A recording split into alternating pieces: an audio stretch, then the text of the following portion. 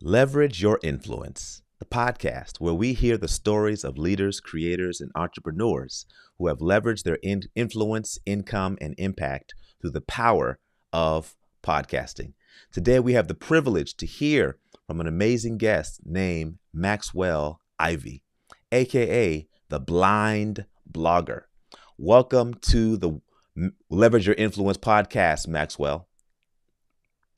Thank you so much for having me. And I was sitting there thinking about how when I'm the host, I often flub lines that are part of my intro that I say often. But when you're doing a live stream, you're stuck with them, ain't you? Maxwell, we're glad to have you today.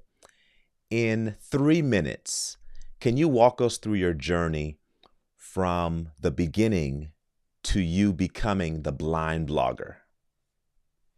I think so, but let's not put no stopwatch on it. And I don't want to hear no loud buzzers if I come up long. So Take your time. all right. So I grew up in a family of carnival owners in East Texas near Houston. I also grew up knowing from a fairly early age that I would eventually lose most, if not all of my vision to retinitis pigmentosa. But with the encouragement of friends, family members, teachers, scoutmasters, and others, I graduated from a traditional high school and college. I became one of the few blind Eagle Scouts, and I was lucky enough to work alongside my family in the carnival business until my dad's death in 2003. By the time he had passed away, or within 3 years of that, our business, we were out of business, and I needed something else to do. The only thing I felt like I could do was to help other people sell their surplus rides because I had got a crash course in it when I had to sell ours. And so I thought I would do that. The first thing I learned is that you really needed to have a website. And so I had to figure out, how does a blind person in 2007 have a website? And at that time, accessibility was non-existent. So my only option was to pay somebody a lot of money that I didn't have or learn to code HTML. So I taught myself HTML one part of a website at a time through the w3c.org school and got good enough for the website to serve its purpose of making the equipment available so people could see it, decide they wanted it, and purchase it, and then me make a commission off of those sales. And I did that for probably 5 or 6 years until people said, Max, it's really inspiring how you overcome the challenges you deal with, like recruiting clients and setting fees and managing media and starting a blog. We would like to hear more about what it's like to be a blind entrepreneur. And so I decided to do that with a second website. I chose the name The Blind Blogger because it was a name people had been using for me on LinkedIn as a sort of shorthand, because back then I was one of the few blind people that was open about his vision loss or his challenges online. Mm. The majority of people with disabilities at that time, we're talking 10, 12 years ago, felt like disclosing their disability online would hurt their business chances. Mm. I just really never thought about it. It wasn't until recently when I had this explained to me by people who have been much more involved in the advocacy side of disability for many years, that what I did was I was a trailblazer. I gave other people the freedom to feel comfortable with disclosing their disability in their business names and profiles, their social media content. And so now, if you go on Facebook or LinkedIn, you can't go 5 minutes without running across somebody that's using their disability in their tagline, the name of their business, or has multiple emojis representing various disabilities or challenges. And so I was part of that, small part of it, but a part of it, because I just was more focused on doing the work and building a business and trying to help support my family by selling used carnival rides. And so that's how I became the blind blogger. At that time, there were people who didn't like the idea. There were sighted people who said, Max, you're too good, you're too talented, you're too awesome a writer. You don't need to lean on your vision loss to be successful. And there were people who were blind who were upset at me playing the quote blind card, Mm. unquote. But I continued to do the work, and then over time transitioned into several other things, including being a coach, then helping people with using podcasts to promote their businesses because I've been doing podcast interviews since 2013. And then eventually finding my place, my perfect place as an accessibility expert. Uh, and that was kind of an accident too, because I sent a thank you note to somebody from a company on LinkedIn. The company's called Audio Eye that have been big in accessibility. And they offered me a job. And after trying to talk them out of hiring me several times, I finally said, well, if y'all are willing to pay me, y'all must know what y'all want and need. So I started writing for their blog. Then I started doing site evaluations. And last year, I agreed to be one of the paid hosts of their podcast, Hearsay Shorts. So I now have two podcasts, Hearsay Shorts and the Accessibility Advantage. And like I say, I really fought against the idea of being an accessibility expert, even though I've been educating people about accessibility for over 17 years now, ever since that first website. But it just really wasn't where I wanted to be until I understood that, Max, you're good at this. You have the way you tell stories around accessibility and inclusion is something people need to hear. And most importantly, there are people who want what you are capable of doing and are willing to pay for it. So I Yeah. pivoted for, let's say, the at least the fifth time in my life, and here I am, founder of the Accessibility Advantage, where we emphasize communication and collaboration over compliance and legal threats. Phenomenal. Thank you for sharing your story. And it reminds us of the word resilience and courage and stick to itiveness, because you did not allow your challenges to get in the way of you pursuing your goals. Now, you mentioned blogging, you mentioned coding, websites, you also mentioned podcasting, and you also mentioned being an accessibility expert. Now, when it comes to podcasting as a blind person, what were your initial hurdles when you were first getting started in the podcasting world? Well, the first hurdle was I didn't want to have a podcast. Uh, people, I said I've been doing interviews since 2013, and hosts kept going, Max, you're great at this. When are you going to have your own podcast? And I said, I don't want one because I'm one of those people. I really need to be in the moment. My mindset needs to be focused on the person I'm talking to and the conversation I'm having. And I just didn't believe that I could manage the technology side of it at the same time. And I made a either a good or bad mistake, depending on how you see it. I started telling hosts, look, if I run across somebody who's willing to manage the technical side of it to where all I have to do is show up and talk, then I'll do it. And then this guy named Fred By from Canada said, Max, I've been looking to help somebody start a second podcast, and I'd be willing to be your producer if you're willing to be the host. And so that Right. started it. And we did that for, I think, about 6 months or so. And then eventually he did the old magic feather to me and convinced me that I could do the podcast by myself. And I've been doing interviews since then and hosting some solo content as well.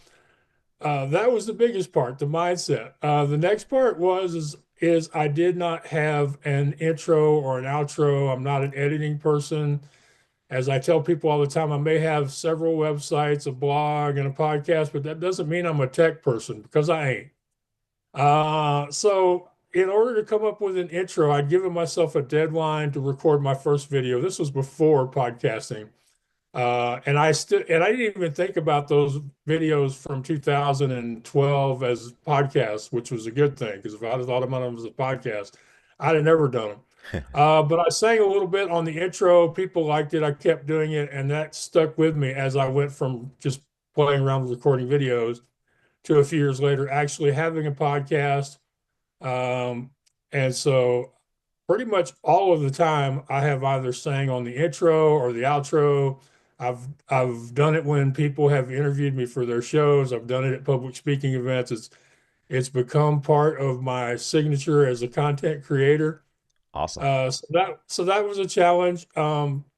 Editing was a challenge, but I finally solved that one. I finally decided, okay, Max, let's approach this from the point of view of not what everybody else would do, not what the quote experts unquote would say we should all do, but let's approach this from what's best for Max. So what I finally decided is that I would just do my podcast episodes recorded live. And this is like 2016, 2017. So I was kind of in the beginning of people doing unedited, let's call them raw, for lack of a better word, podcast episodes. And I would just put it in the description that this episode is recorded live, and the approach that they used for television back in the 50s and 60s. And not only did people not complain about it, people actually enjoyed it. Hmm. And as I'm sure you are aware as a podcast host, we are in a great period where authenticity, reality, live, raw, unfiltered, unedited, not smooth is what's valued online. So Yep. I actually made a good decision, but it wasn't, it was because I took the time to think about what is in the best interest of Max. And I knew that if I made myself edit my podcast episodes, I would never release them. And that Hmm. wouldn't have served anybody. Wow. Great point. A lot of times, some creators, they literally get in their own way, and they have extra hurdles that they have to jump over to get the content out. And so I'm a huge fan of live streaming as well. And it's one of the best ways to leverage your influence as a creator. Yeah, especially if you've already got a decent following on one of your social media platforms. And I think the live thing really helps us overcome our inhibitions and even some of the fears that we have around, are people going to like us? Is this going to be good enough? Because there's something to be said about being in the moment. Yeah. And for most people, they hear the words live stream, they think in the moment. Yeah. Yeah. And right now, IRL streaming in real life is a huge, huge market right now in the content creation space. And people are literally going live, doing everything all day. And there's a huge following of people literally watching them, just documenting their whole day. It's crazy. Uh, I don't have the tech skills to do that. Plus, most of the time, my life ain't that interesting. But I can see the value of it. And for people who do have lots of things going on or who are good at manufacturing events and adventures in their daily lives, I could see how it would be interesting. But I just don't do enough that I feel like would be that interesting. Yeah. So, Max, what is a misconception that people have about blindness or disability that you wish more people understood? Well, if we're talking about blindness, I think one that still exists is that white cane means total blindness or near total blindness, because all a white cane really means is that you are at least legally blind. So, to borrow the word spectrum from the autism community, white cane can mean anything from 2,200 in some states all the way down to what I have, which is almost total blindness. I have some light perception, but I cannot see shapes, objects, or shadows. So that's a big one. I would also say that with the disability community in general, it's the idea that we are either superheroes or we are pathetic. There isn't a lot of in between when it Wow. comes to how people think about people with disabilities. And then I would say the fact that there are so many more people living with disabilities than most people realize, Hmm. so many more living with multiple disabilities than most people realize, and so many more opportunities to grow a business and especially a podcast by making some small changes to make the content more inclusive. Amazing. Amazing. Thank you for sharing that. Now, you have a podcast called What's Your Excuse? Can you tell us Mhm. more about that? Right. So over my online career, people have been impressed by some of the challenges I took on. And so I started hearing this phrase from commenters, and they would say, Max, if you can do it, then what's my excuse? And so when I was searching for a name for the podcast, I started out with Leading You Out of the Darkness. I went to No Excuses. And then eventually my followers brought me around to the idea of calling it What's Your Excuse? But I do have to add a little bit onto that. I met this wonderful podcaster named Izzy who was 14 in 2019. So she's probably high school or college age by now. And she interviewed me in the lobby of the conference venue, which is something I don't know I'll ever have the courage to do just for the technology alone. But she did a little like 30-second pre-interview and she said, "No, Max, you're saying the name of your show wrong." Hmm. And I said, "It's my show. How could I be saying it wrong?" She said, "Because you're putting the emphasis on the wrong words." She said, "I'll show you how." And she introduced me. She said, "Yeah, Max Ivey, known as the Blind Blogger, host of What's Your Excuse?"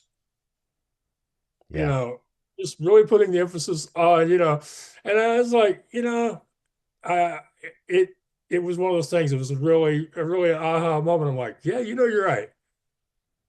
Yeah. What's your excuse? There are a Yeah. lot of people who have excuses about why they don't have a podcast and why they haven't executed on their podcast idea. If someone is on the fence or is maybe they started a podcast and they pod faded, Max, what word of advice would you give to them to keep on sharing their message and content with the world if they have a valuable message? Well, to start with, everybody has a story. So, in my opinion, everybody has a valuable message. Now, whether they are the right person to tell that story or to deliver that message, that's up to them. But here's the most important thing: keep it simple.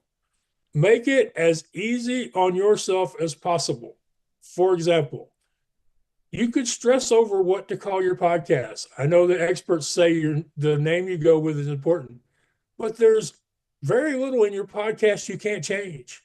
Matter of fact, the streaming the RSS feed that most of us podcasters use makes it real easy. If I wanted to, I could go to my hosting company and change everything about my podcast, and within 24 hours, Apple and Spotify and everybody else would know about it. Yep. So name is good, but don't stress over the name. Description is great, but you can change your description more often than you can change your shoes.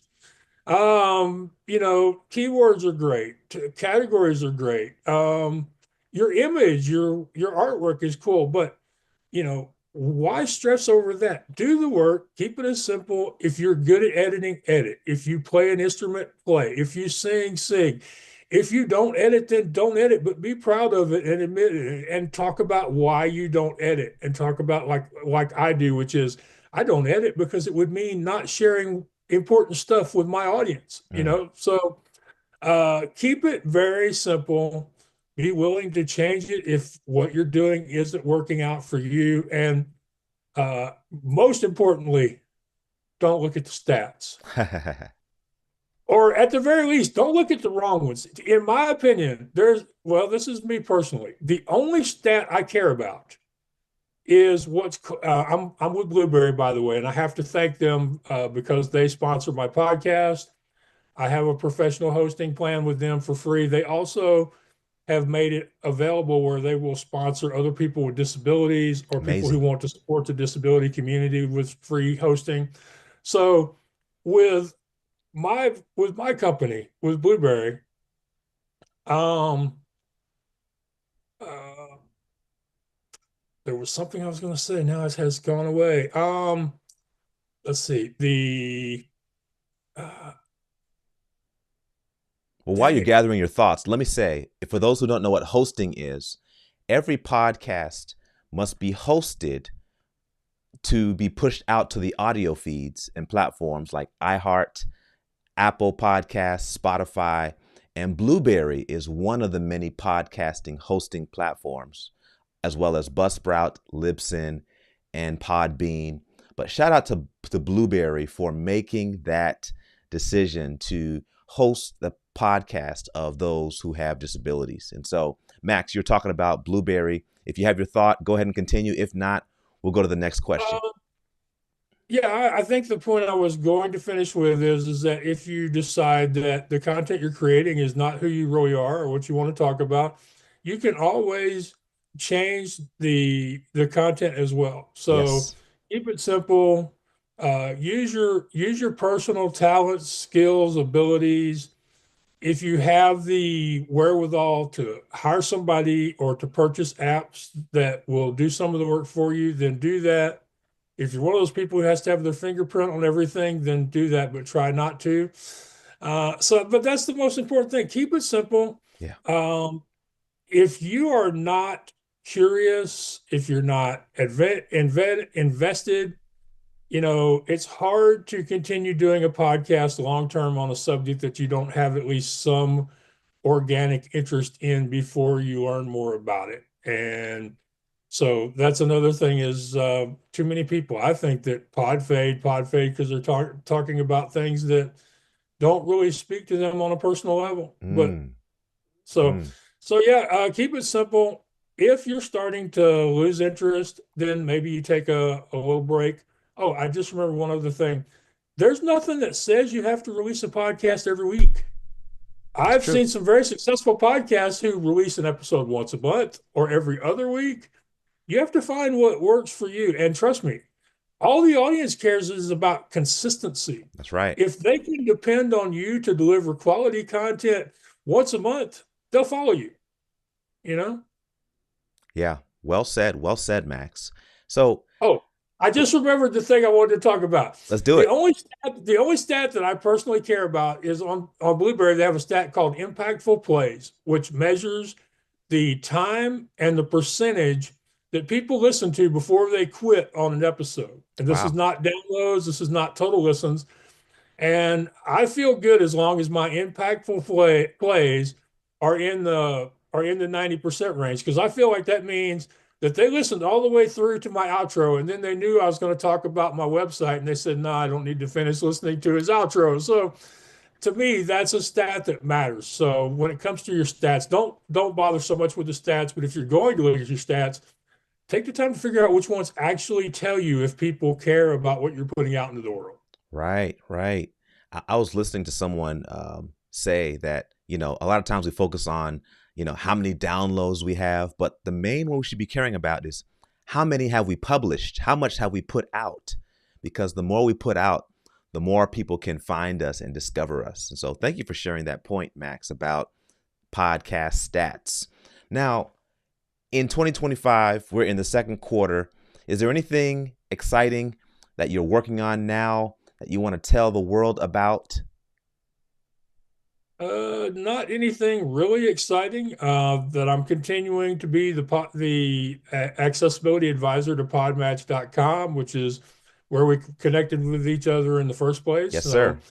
So if people have a show and one of the things that's holding them back is a lack of quality guests, that can be a very easy way to find some great people for your show or better people for your show. If you're one of those people who's thinking, Max, I've got a story, I should go on this podcast you were just on. It's a great place to find hosts. So, being accessibility advisor and having Alex create the advisory board for his website to make sure it's inclusive not only of vision loss but neurological developmental disabilities as well as the environment and other aspects of inclusion, diversity, and equity. So that's exciting. That's one of those things that's continuing, and I feel like it's an important part of accessibility, because not a lot of people understand that accessibility is fragile. Yes. It has to be protected. It has to be updated. People who maintain and update a website, a blog, a podcast, etc., have to understand the rules so that they don't break the things that they've spent a lot of time building or fixing. So I would say that's very exciting to me. Continuing to do public speaking. Uh, just came back from California, and later this summer I'm going to Verona, Italy, to give a talk on why people should care about accessibility. So Amazing.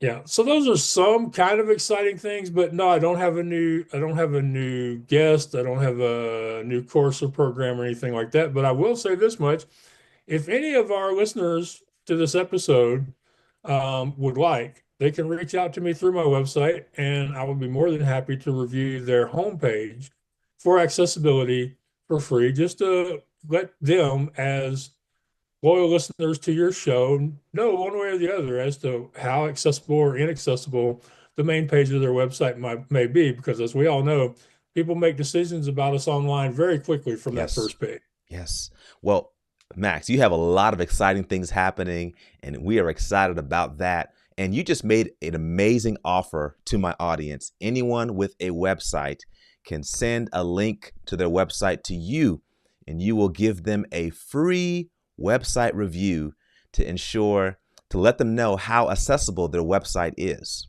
And so please of recite their your homepage, podcast, your of their website homepage. information. Right. So the free evaluation is of their homepage, but I feel like for a lot of people who are doing podcasting, they don't really have a lot of pages. It's true. So, and in a lot of cases, that's a good thing. We could talk about some other day, but people can find me by going to maxivey.com. That's IV as in Victor EY. My primary social media network is LinkedIn, and over there I'm Maxwell Ivey, again, IVEY. If you visit my website, I'd be very happy for you to send me an email.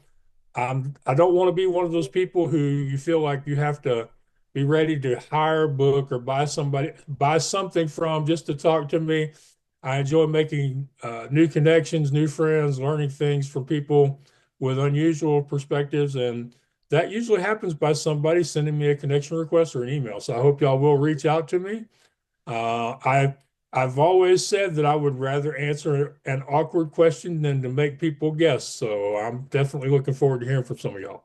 Amazing. And Max, we thank you so much for sharing your story and for the work that you're doing, not just for yourself, but for others to make sure that they have access to the things that other people have access to, your work in accessibility, and also partnering with other organizations to keep them in line in that regards is truly inspiring. And we thank you for all that you do and the difference that you make in the world. If you were to Well, thank you give, so much. yes, sir, one last word of advice, motivation to someone who needs to be motivated to start their podcast or to relaunch their podcast, what would you say to them? Well, I'm going to go to the words in the chorus of my latest song, which are, "You'll never have enough courage. You'll never have enough time. You'll never have enough money. You'll never have enough spine. Do it as good as you can. Do it better the next time. Because if you're waiting on someday, you're waiting the rest of your life." Whoo, powerful, Max. Thank you so much for being on the Leverage Your Influence podcast, the podcast where we hear stories of leaders, creators, and entrepreneurs who have leveraged their influence, impact, and income through the power of podcasting. We'll see you all next time.